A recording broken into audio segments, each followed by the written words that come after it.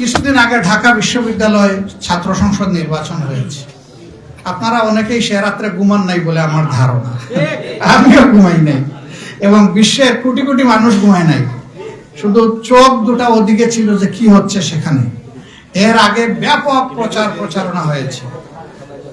একদল বলতেছে ছাত্র শিবির জিতবে, আরেক দল বলতেছে না তারা জিতবে ফেসবুকে, কিন্তু বুটে জিতবে আরেক দল, নাম বলতেছে। এটা বলে নাই? বলছে কেন? বলে যে না, তরুণরা এদেরকে পছন্দ করে না, মেয়েরা এদেরকে পছন্দ করে না। তারপরে কি হলো?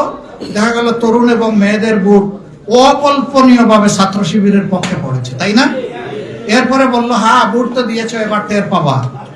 এখন ঢাকা বিশ্ববিদ্যালয়ে আর বের হতে পারবা না, নেকাব না পড়ে, শুধু চোখ দেখা যাবে আর কিছুই দেখা যাবে না। দেখা গেল না, তো তারা আগের মতো যেমন ছিল তেমনই আছে। হ্যাঁ, কেউ কেউ আগের চাইতেও আরো অনেক শালীন পোশাক পরে বেরিয়ে আসছে।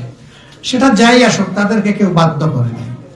এখন তাদেরকে সাংবাদিকরা গিয়ে জিজ্ঞেস করে, ওই যে এই যে ক্যাম্পাস এখন হয়ে গেল পাকিস্তানি ক্যাম্পাস, পাকিস্তানে কেমন আছে? কোথায় পাকিস্তান? কেন ঢাকা বিশ্ববিদ্যালয়? না তো, এটা আমাদের ক্যাম্পাস আগে যেমন ছিল এখন তেমনই আছে, তবে কিছু কিছু দিক থেকে আমরা এগিয়ে গেছি। কি এগিয়েছেন আপনারা? ওই যে আগে মেয়েদের হলগুলো থেকে আমরা আসতাম, দীর্ঘ রাস্তা হয় আমাদেরকে রিক্সায় চড়ে আসতে হতো, না হয় হেঁটে আসতে হতো।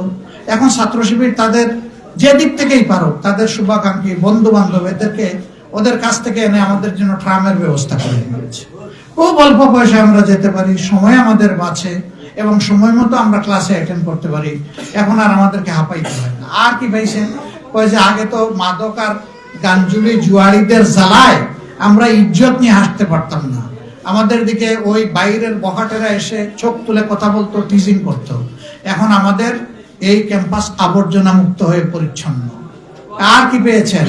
বলে হ্যাঁ, বৃষ্টি হলে পানি জমলেই হলগুড়ার নিচতলা ডুবে যেত, এবারও ডুবেছে, কিন্তু 1.5 ঘন্টার ভিতরে সব পানি নিষ্কাশন হয়ে গেছে। আমাদের হল ডুবার আগে ছাত্র শিবির সেখানে পাম্প নিয়ে হাজির হয়ে গেছে। বলেছে আমরা কষ্ট করতে পারি, কিন্তু আমাদের বোনদেরকে কষ্ট করতে দেবো না। আমাদেরকে এখন জিজ্ঞেস করে মানুষ যে বাংলাদেশটা আপনাদের হাতে উঠবে, বাংলাদেশ কেমন হবে? তো আমরা বলি যে ঢাকা বিশ্ববিদ্যালয় যেমন হয়েছে বাংলাদেশও তেমন হবে ইনশাআল্লাহ। আমরা তরুণদের কর্মসংস্থান করব না, আমরা তরুণদের হাতে বাংলাদেশ তুলে দিব ইনশাআল্লাহ। যারা এই বাংলাদেশ তাদের হাতে ধারণ করবে, এর আগে তাদের হাতকে আমরা মজবুত করব এবং বাংলাদেশকে তারা বিশ্বের দরবারে তাদের কর্মের মাধ্যমে পরিচিত করবে। সেই শিক্ষা আমরা তাদের হাতে বুকে তুলে দেব ইনশাআল্লাহ। একটা সন্তানও আমাদের যাতে বেকার না থাকে, নিজের কাজ নিজে খুঁজে নিবে এবং কাজ তাকে খুঁজে বের করবে, যে ওই মানুষটা আমার দরকার। আমরা সেই মানুষগুলা গড়ে তুলবো আল্লাহর ইচ্ছায়। এবং এটাও কথা দিচ্ছি যে সমাজে যারা বিত্তশালী আছেন তাদের সন্তানদের যেমন মেধার বিকাশ ঘটবে, ঠিক তেমনি ভাবে বিত্তহীন যারা আছে, সন্তানকে স্কুলে পাঠাতেই পারে না, তাদের সন্তানদের দায়িত্ব আমরা নেব ইনশাআল্লাহ। আমি সেদিন কাঁচা বাজার পরিদর্শন করতে গিয়ে দেখি 10 বছরের একটা ছেলে। আমি তো ভাবি নাই সে যে কোনো দোকানের কর্মচারী। পাশে এনে স্নেহ করে জিজ্ঞেস করলাম, তুমি কোন ক্লাসে পড়ো? এখন দেখি কিছু বলে না। আমি আবার বললাম, তুমি স্কুলে যাও না? কেঁদে দিছি। কি হয়েছে বাবা? ওই যে আমি তো এতিম, আমার মা একটা ঘরে কাজ করে, আমরা ভাই বোন 4-5 জন আছি, আমি এখানে একটা দোকানের কর্মচারী।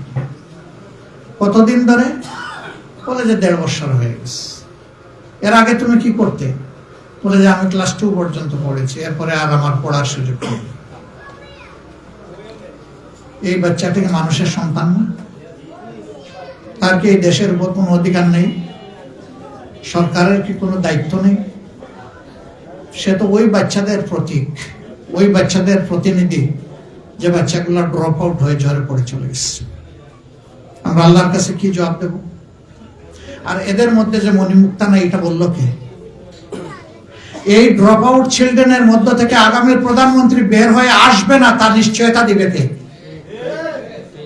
আমরা ইনশাআল্লাহ চেষ্টা করব মিনিমাম শিক্ষা, যে শিক্ষায় জাতির পরিচয় হবে যে এটা একটা শিক্ষিত সভ্য জাতি, এই শিক্ষাটা সব শিশুকে আমরা যাতে দিতে পারি, আল্লাহ যেন সেই শক্তি আমাদেরকে দান করেন।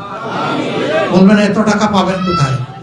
টাকাই মাটি থেকে তৈরি হবে ইনশাআল্লাহ।